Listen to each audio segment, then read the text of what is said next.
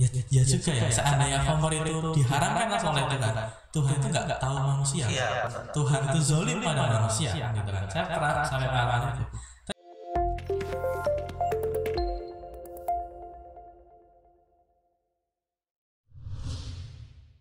Oke, bertemu lagi dengan kita di podcast Bedah Buku. Assalamualaikum warahmatullahi wabarakatuh. Waalaikumsalam warahmatullahi wabarakatuh.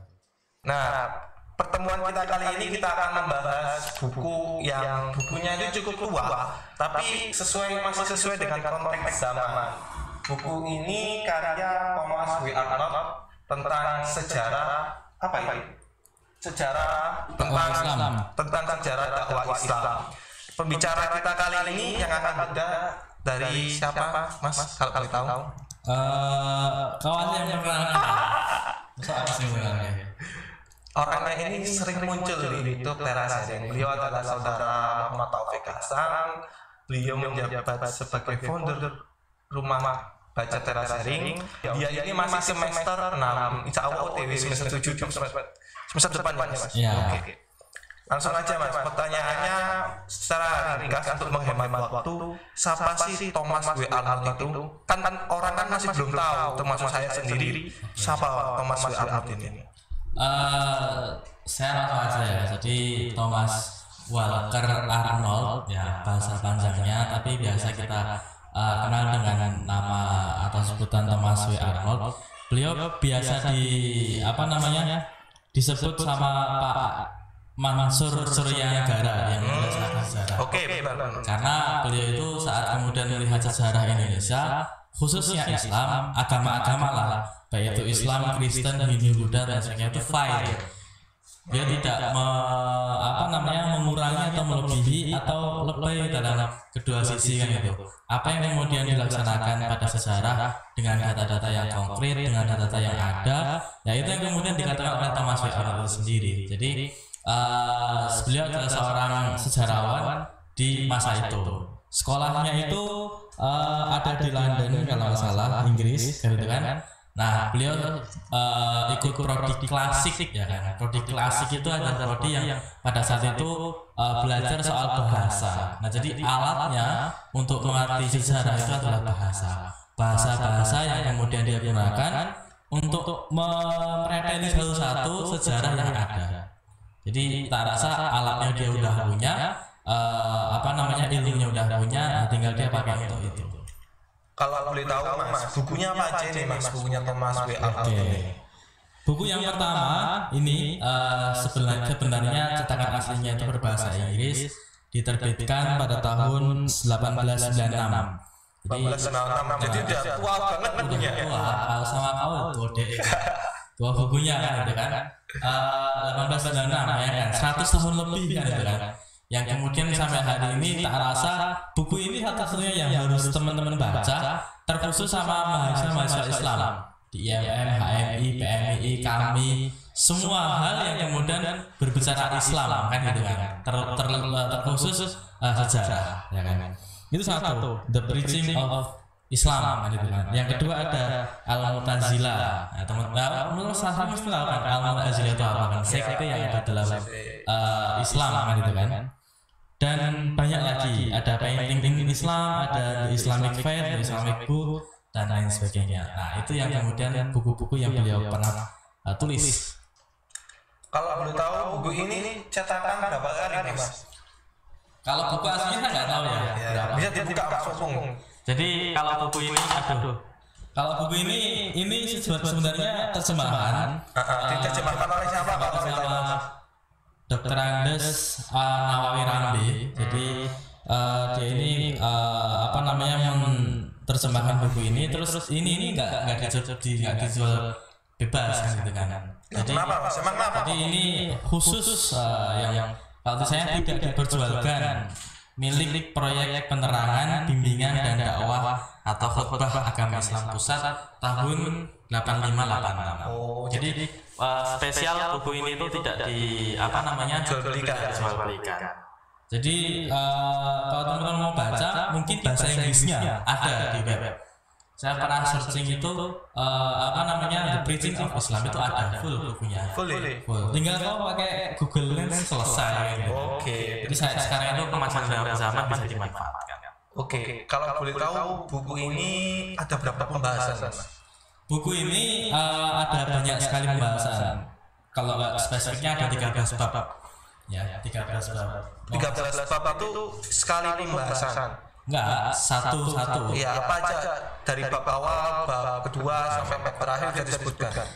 Yang namanya The Preaching of Islam, sejarah dakwah Islam, tentu Thomas W. Arnold itu kemudian apa namanya mengklasifikasikan sejarah kan itu kan. Mulai dari Islam itu hadir di tanah Arab yang dibawa oleh Nabi Muhammad SAW, kan itu kan. Kemudian didakwahkan di sana, ditolak dan sebagainya, pindah ke Mekah, terus sampai ke Indonesia hari ini, kan gitu. Jadi kenapa kok Indonesia? Karena pada saat itu Islam di Timur Tengah dan di Barat itu redup, ya kan? Itu redup. Jadi nilai-nilai Islam yang ada di sana, di Andalus, di Eropa itu redup. Jadi kekalahan itu ada di mana-mana. Nah di saat itulah kemudian Islam di Indonesia itu mengalami kemenangan demi kemenangan. Jadi beliau sampai ke Indonesia. Untuk ke Indonesia penyebaran, apakah di buku ini dijelaskan tentang penyebaran agama Islam di Indonesia? Oke. Sebelum kita masuk ke sana, Mas. Saya mau menjelaskan dulu soal apa namanya fire-nya Thomas Walker Arnold dalam memandang agama. Oke, gimana Mas? Oh ya Mas Azhar. Ya. Bagaimana Thomas W. Arnold ini memandang tentang dakwah Islam? Oke, saya coba universalkan ya. Oke Mas, silakan Mas. Sekitar dakwah Islam, dakwah Kristen dan dakwah lain. Oke. Saya suka sama beliau Thomas W. Arnold itu sendiri karena yang tadi saya sebut beliau itu fair dalam memandang sejarah kan gitu kan. Terkadang kita kalau orang menang itu yang memegang sejarah kan gitu kan. Dia mau menulis apa aja bebas. Tapi Thomas W. Arnold itu tidak seperti itu. Beliau memisahkan dulu agama dengan agama dengan dakwah dan politik. Entah itu Islam, entah itu Kristen, entah itu Hindu, Buddha dan sebagainya. Beliau memisahkan mana yang dakwah, ya kan, kegiatan-kegiatan dakwah dan mana kegiatan-kegiatan politik kan gitu. Jadi saat kemudian apa namanya dan beliau itu sangat menentang statement bahwasanya agama Islam di Timur Tengah itu disebarkan dengan perang, ya kan? Mas Raffi mungkin pernah mendengar itu kan? Iya, benar. Tangan kanannya itu Quran, tangan kirinya pedang, ya itu kan? Itu Thomas W. Arnold sangat menentang hal itu. Kenapa? Penjelasannya Thomas W. Arnold gimana Mas dalam bukunya? Kalau boleh saya tahu. Mungkin teman-teman kan belum tahu, bisa dijelaskan. Kalau saya memandang gini, sebuah organisasi, semodern-modernnya organisasi itu mesti ada yang radikal, ada yang moderat, dan ada yang fanatik, kan gitu kan? Ada yang radikal, moderat, sama fanatik. Termasuk agama, baik itu Islam, Hindu, Buddha, Kristen, semuanya sama. Ada yang radikal, fanatik, dan sebagainya. Ada yang moderat juga. Nah, maka kegiatan-kegiatan dakwah itu Thomas W. Arnold melihat dari sisi Quran, kan gitu kan? Quran itu kemudian menyebutkan, ya kan, dalam beberapa ayat dan suratnya itu mengatakan bahwasanya kamu itu nggak boleh memaksa, yang paling terkenal kan nggak boleh memaksa orang lain masuk Islam, ya kan? Kalau dakwah tidak boleh dengan tindakan-tindakan represif, ya kan? Harus pakai tindakan-tindakan evaluasi.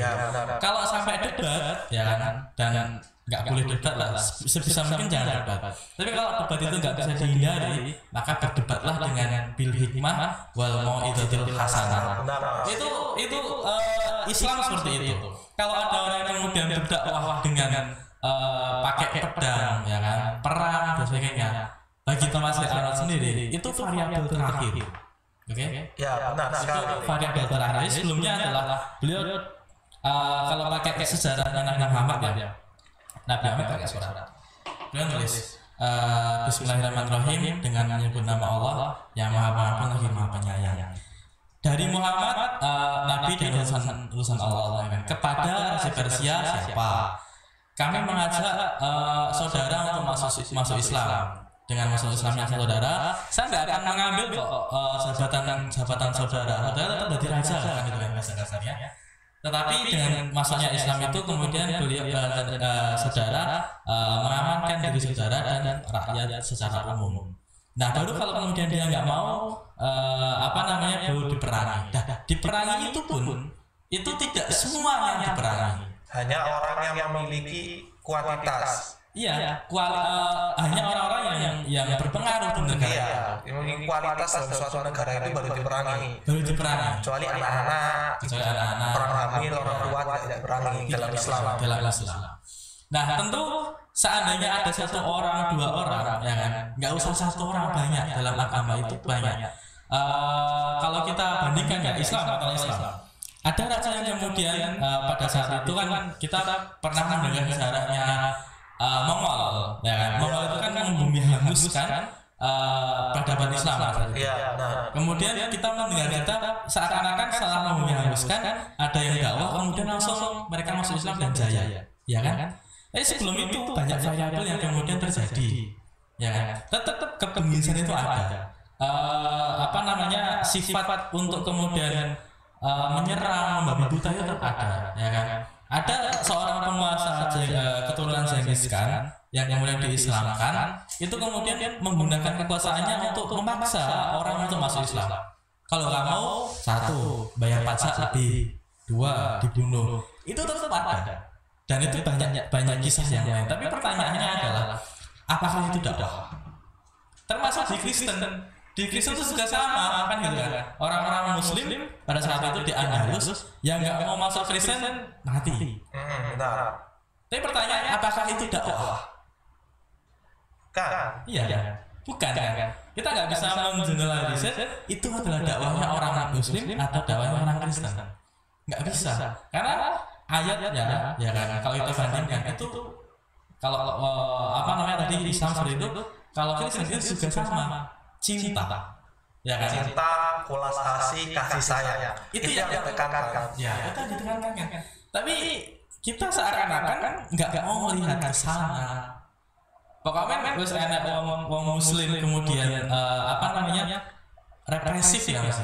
Represif dengan rakyatnya untuk masuk Islam diangkat up terus. Akhirnya kita memandang Islam itu sudah Islam itu kemudian disebarkan dengan pedang dan sebagainya gitu. Kalau menurut saya kenapa orang-orang Islam itu menyebarkan dengan pedang itu hanya orang-orang tertentu Mas. Iya. Nabi Muhammad pun mengajarkan Islam itu dengan akhlak yang baik. Beliau contohnya saat beliau dilempar oleh kotoran oleh seorang kafir, beliau pada saat itu di desa Mas ya. Di desa dia sabar sampai malaikat datang, ya Muhammad, apakah aku lempar gunung ini ke dia? Tidak, Pak Jibril, tenanglah. Ya udah, itu kan secara tidak langsung bahwa Nabi Muhammad itu mengajarkan dengan akhlak yang baik, cinta kasih sayang. Tetapi kita sendiri itu tidak mengetahui Mas. Sekarang Mas, bagaimana Thomas Beranta memandang dakwah sebenarnya itu? Yang Nabi bilang gitu kan.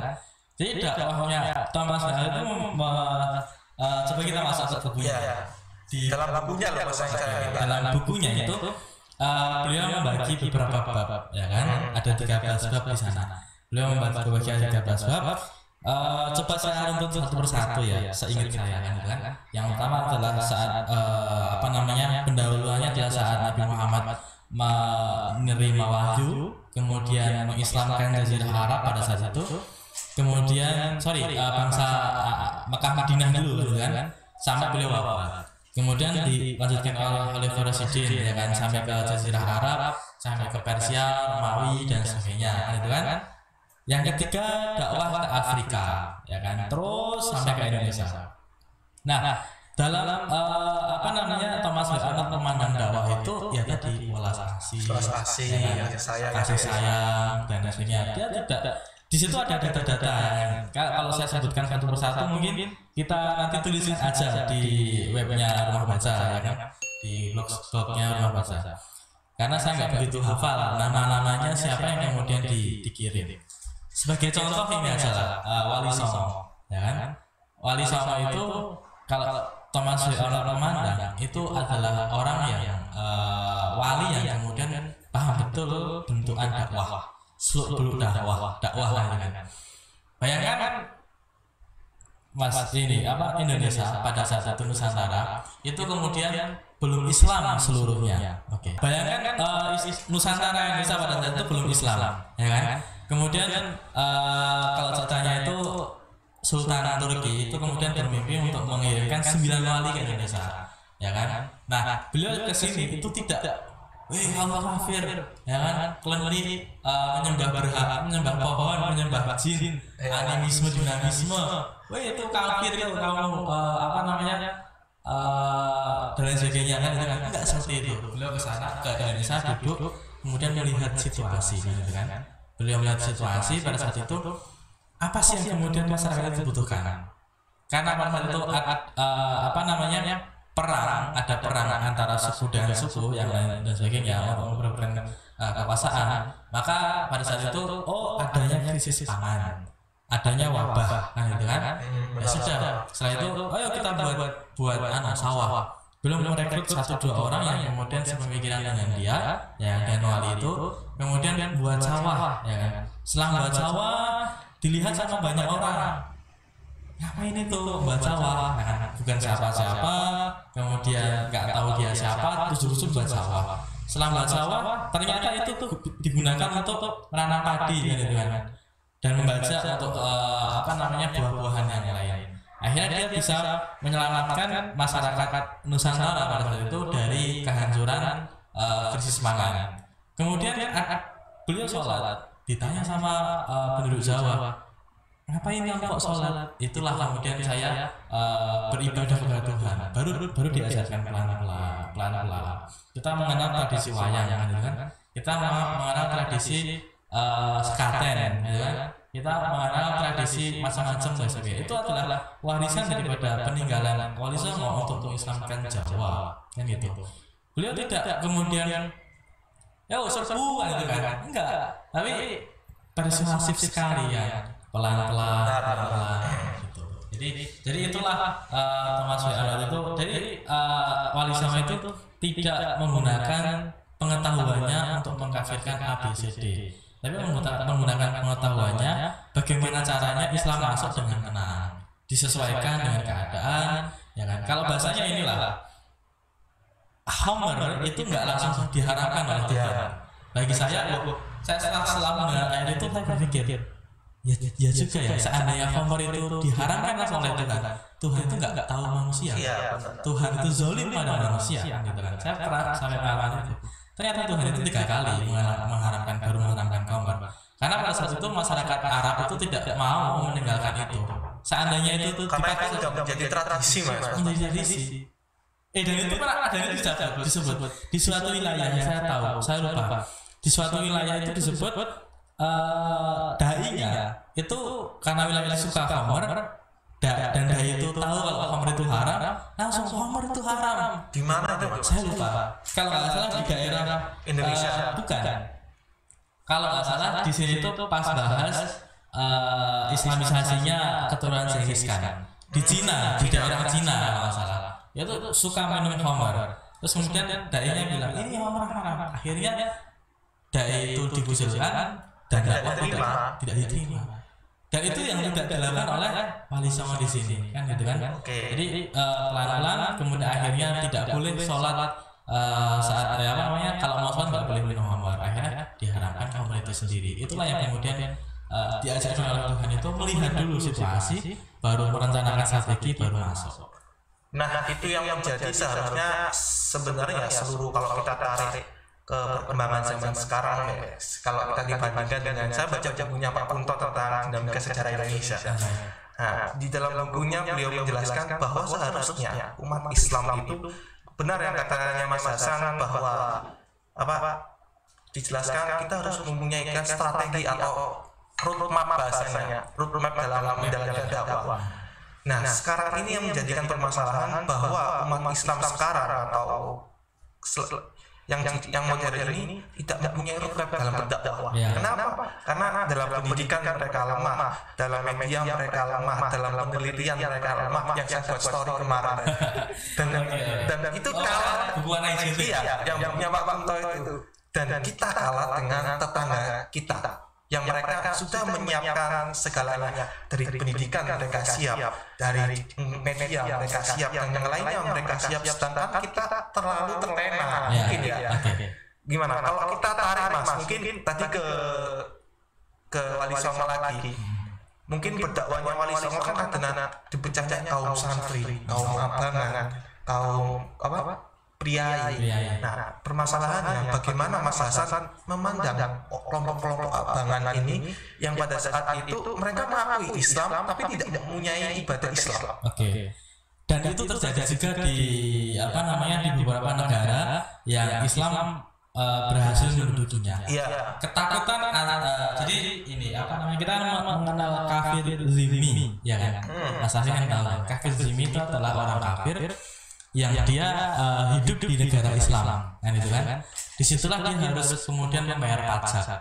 Pajaknya itu divariasikan dengan keadaan pada saat itu. Nah, saya mengambil satu contoh keadaan itu, katakanlah kita disuruh pajak ini, dan pajak itu tidak diperkenankan kepada anak kecil, perempuan, dan orang yang tidak bisa bekerja.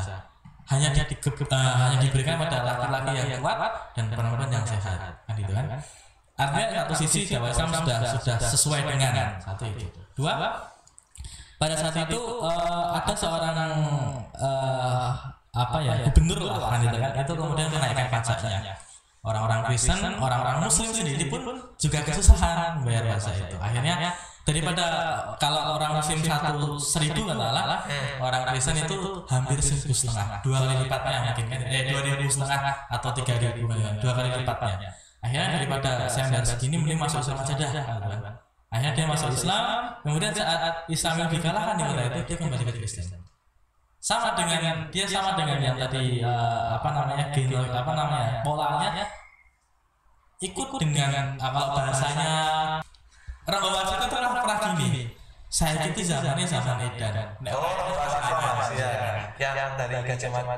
Tadi aku lupa di mana Pak posisinya dia. Majapahit.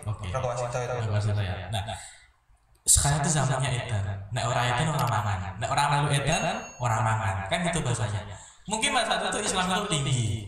Islam itu jaya. Nek ora melu Islam ora mangan. Kan gitu bahasanya. Akhirnya bisu-bisu paus dan kemudian semua ulama-ulama Kristen pada saat itu kemudian mengucap bahasanya sama dengan orang-orang Islam yang mengancam mereka yang murtad. Kamu menjual agamamu dengan harga yang murah, kan gitu bahasanya. Iya. Ternyata kalau kita coba tarik ke Ranggawaci itu sama juga. Kalau orang edan, orang mamah, gitu kan. Nah, pada saat itu mungkin Islam masih kuat-kuatnya. Akhirnya kemudian karena dakwah itu tidak mengakar, ya kalau bahasanya tidak radikal, tidak mengakar banget, maka dia hanya menggunakan Islam untuk kepentingan dia sendiri. Saat Islam itu sudah tidak ada, ya wes mengopo kan itu bahasanya. Bahasa kasarnya sama kayak sahabat ya. Orang-orang pada saat itu masuk Islam karena Fathu Makkah. Saat Nabi meninggal, ya wes banyak balik lagi kan gitu kan. Nah, maka hal itu yang tidak diinginkan oleh ulama-ulama zaman dulu yang paham dengan situasi kondisi terkhusus Islam itu sendiri. Makanya beliau tidak mau Islam itu hanya sekedar lisan dan ucapan, kan gitu kan.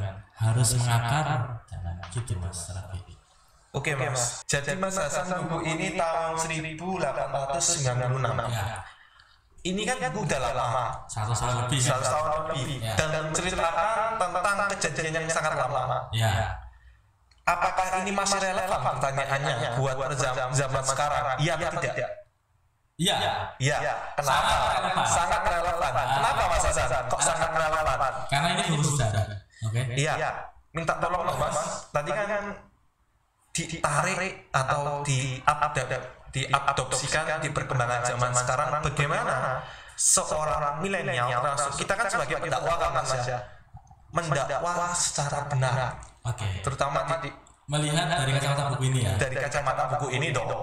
Jadi gini, Al-Hasr ayat aku lupa itu mengatakan lihatlah masa lalu untuk menentukan masa depan. Iya. Semua buku sejarah itu penting. Ya kan, semua buku sejarah itu penting bagi saya kan. Nah, kalau kita kontekstualisasikan dengan hari ini, Artinya kita harus bisa melihat situasi dan kondisi. Sebenarnya gini Mas, semua pola itu sama. Pola apapun itu. Mungkin saya pribadi melakukan sesuatu hal, ya kan. Baik itu kecil besar dan sebagainya, itu mesti polanya sama tanpa saya sadari. Mas Raffi dan semua orang itu sama, tak rasa seperti itu kan. Karena saya beberapa kali melihat teman-teman saya melakukan beberapa kegiatan itu, polanya sama. Enggak 1-2 kali kan. Termasuk dakwah Islam, dakwah Kristen, dakwah apapun itu polanya selalu sama. Gitu-gitu terus. Kan bahasa alamnya adalah sejarah itu kalau dia tidak dilihat maka dia akan mengulangi dirinya sendiri. Contoh gini. Hari ini Indonesia merdeka. Ya kan? Hari ini saya melihat saya mengatakan pada tahun 1945, 17 Agustus 45. Ya kan, itu Indonesia merdeka. Pada saat itu melepaskan diri dari delusi kolonialisme, imperialisme dan lain sebagainya, kan gitu kan. Maka orang-orang yang ikut berperang pada saat itu kemudian akan menjaga kemerdekaan pada saat itu. Terus sampai hari ini orang tidak mengenal banyak hal tentang kemerdekaan. Bahkan dia tidak merasakan perjuangan yang kemudian dia atau kakek kita rasakan. Makanya kita akhirnya kemudian tidak menjaga kemerdekaan itu. Bahasa kasarnya hari ini kalau saya bisa bertanya, kita dijajah atau enggak? Berapa Mas? Hari ini kita dijajah atau enggak? Iya, kalau menurut saya. Iya kan. Dijajah itu, bahasanya gini. Oke, Islam pada saat dakwah pada saat itu atau kegiatan pada saat itu adalah perang. Tapi pada masuk era 1800-an sampai hari ini itu perang itu mulai redup, beralih ke perang yang dia tidak fisik, ya kan, perang media, perang pemikiran, perang ekonomi, perang dan sebagainya, kan banyak sekali. Paham alur saya ngomong nggak? Paham Mas. Jadi mungkin dipersingkat aja biar gak panjang gitu.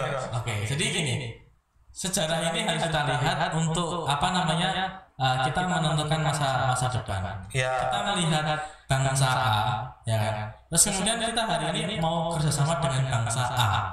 Kita harus melihat genealogi bangsa A itu seperti apa. Apakah dia baik? Apakah dia suka ngapusi? Apakah dia licik kan gitu kan? Apakah dia emang betul-betul mau bekerja sama? Itu tak rasa gennya sama, ya kan?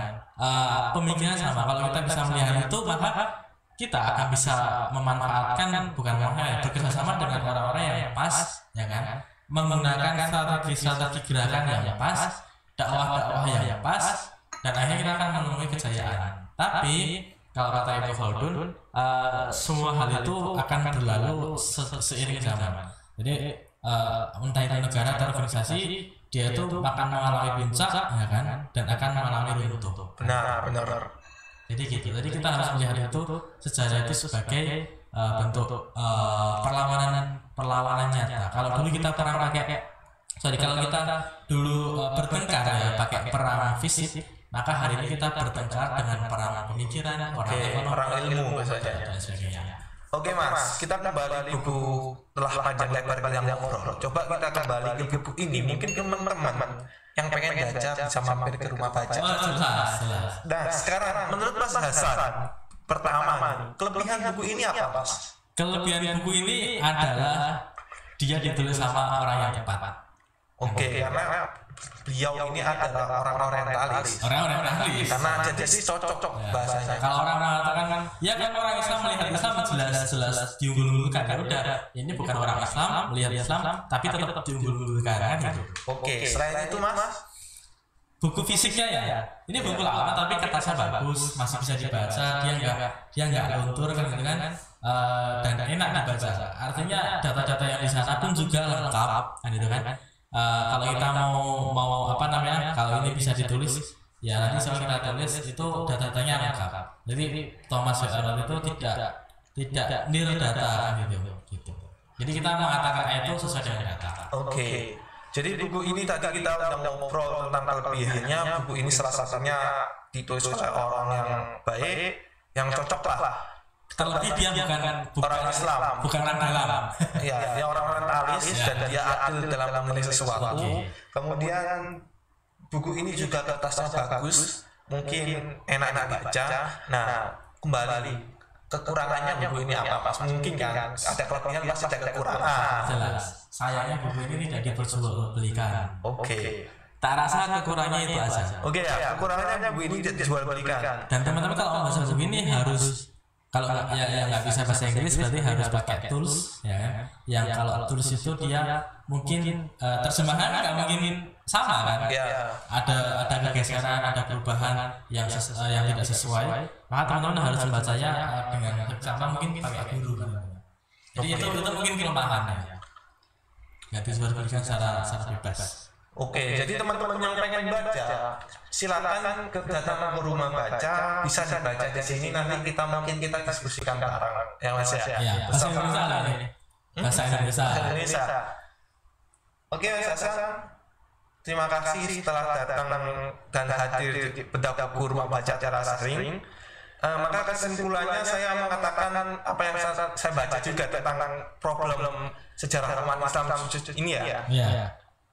Bahwa kita ini sekarang mengalami masa 3. Setelah kita mengalami masa mistik, kemudian memasuki masa ideologi, kemudian mengalami masa ilmu. Di masa mistik ini kita percaya kepada orang-orang yang besar, umpamanya kerajaan, sampai ada ratu keadilan, kemudian ratu adil. Kemudian di masa ideologi ini kita membesarkan massa, salah satunya dengan kekuatan. Kita bertarung ideologi kita. Tapi di masa ilmu kita memfokuskan atau menguatkan keilmuan kita, bagaimana penyebaran atau penguatan nilai-nilai ini tertanam dalam hati kita. Inilah sebenarnya misi yang harus kita gerakkan, terutama kaum muda. Tidak hanya suka main TikTok aja, main IG aja, makan Facebook aja. Bagaimana apa yang kita nikmati sebagai Facebook, TikTok, IG itu adalah sebagai ladang dakwah kita. Walaupun itu buatan orang-orang kafir, apa salahnya kita tetap Islamkan lewat dakwah kita? Orang-orang non-muslim. Oke, orang-orang non-muslim. Oke, terima kasih Mas Hasan. Oke. Jangan lupa teman-teman jaga kesehatan karena corona lagi mengganas-ganasnya. Sukses terus dan sehat terus buat teman-teman. Billahi taufiq wal hidayah. Wassalamualaikum warahmatullahi wabarakatuh. Waalaikumsalam warahmatullahi wabarakatuh.